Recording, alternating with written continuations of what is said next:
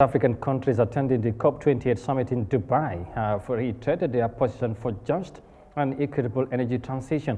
Access to power remains one of Africa's biggest concerns, as more than half of the population on the continent doesn't have electricity.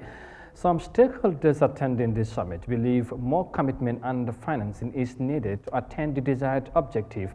Let's have more details of that in this report. More than half of Africa's population don't have electricity.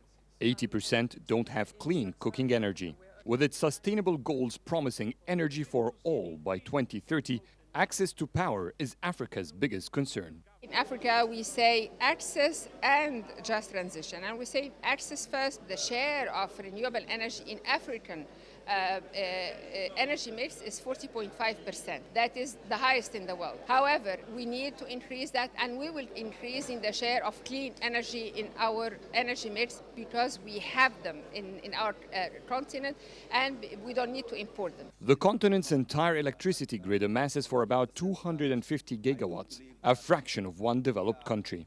Last year in COP27, Africa published a common declaration for just and equity energy transition. They still stand by it in COP28. It sets a target to double its power grid capacity by 2030 and then grow this new 500 gigawatt capacity fivefold to meet developmental aspirations. If we really need to make a big difference in this area, we're talking about investing about 500 billion by 2030, about 2 trillion by 2050. That is a lot of money that we cannot have from public sources. Strictly speaking, you can say that Africa is actually already net zero, in the sense that if you think about the amount of sequestration that the continent has and the amount of emissions that it does have, you can say that Africa contributes to less than 4% of global emissions.